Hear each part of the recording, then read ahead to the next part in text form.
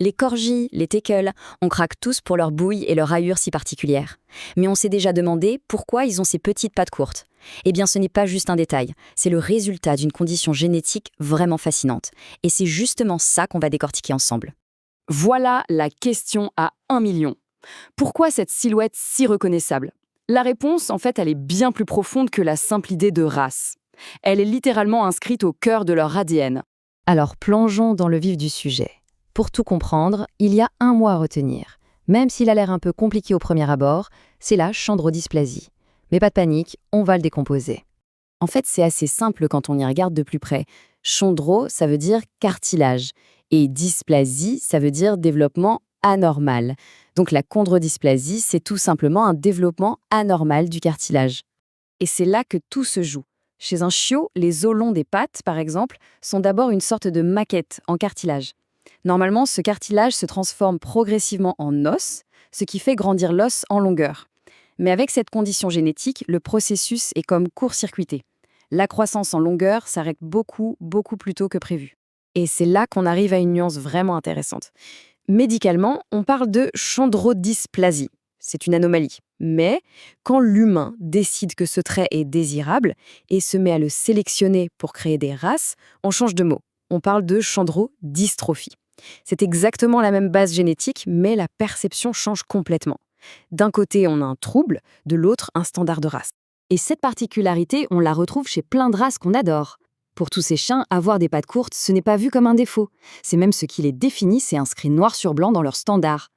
Ok, maintenant qu'on a vu la théorie, passons à la pratique. Comment est-ce que cette condition se manifeste concrètement? Et comment les vétérinaires peuvent en être sûrs?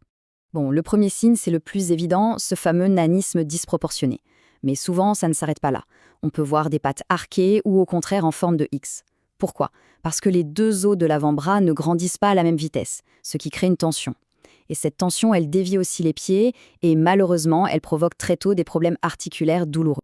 Mais pour avoir le fin mot de l'histoire, il faut aller voir ce qu'il se passe vraiment à l'intérieur. Et pour ça, l'imagerie médicale est absolument essentielle.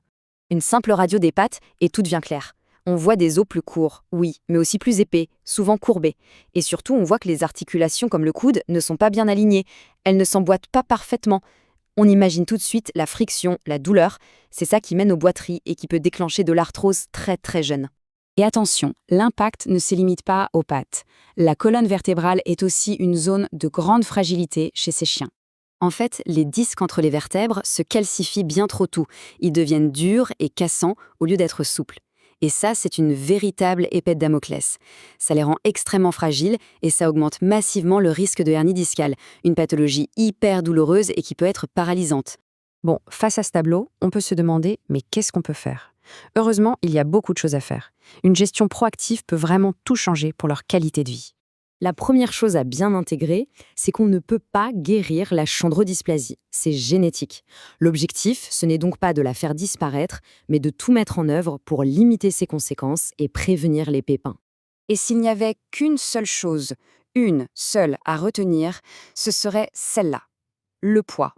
Chaque gramme en trop, c'est une charge supplémentaire sur des articulations et une colonne qui sont déjà en difficulté. Le contrôle du poids, c'est la clé de voûte de leur bien-être. C'est non négociable.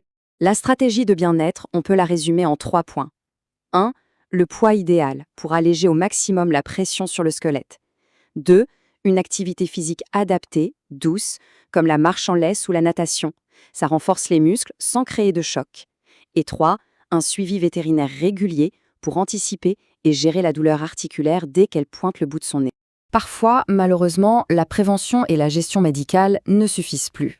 C'est le cas quand les déformations des membres sont vraiment importantes et que le chien a du mal à se déplacer sans douleur.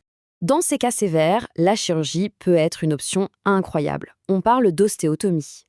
L'idée, c'est de remodeler l'os. Le chirurgien va le couper de manière très précise, le réaligner pour lui redonner un axe fonctionnel, et puis le fixer dans cette nouvelle position avec une plaque. C'est une grosse opération, bien sûr, mais elle peut littéralement transformer la vie du chien en lui redonnant une démarche normale et en stoppant la douleur chronique.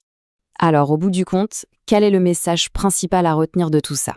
En fait, tout est vraiment une question de perspective. Et ce paradoxe résume tout. Prenez la même mutation génétique. Chez un labrador, elle serait vue comme une maladie grave, un handicap. Chez un teckel, c'est la caractéristique qui définit la race, ce qui fait sa normalité. C'est fou quand on y pense, non? Notre regard change tout. Le mot de la fin, c'est donc un message d'action et d'optimisme. La clé pour que ces chiens à la morphologie si spéciale vivent une vie longue, heureuse et confortable, c'est la prévention.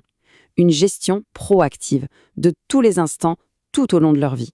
Et ça nous laisse avec une dernière question, une réflexion. Maintenant qu'on comprend la science derrière leur apparence, comment est-ce que ça change notre responsabilité envers eux? En tant qu'éleveurs, en tant que propriétaires, savoir tout ça nous engage à leur offrir la meilleure vie possible.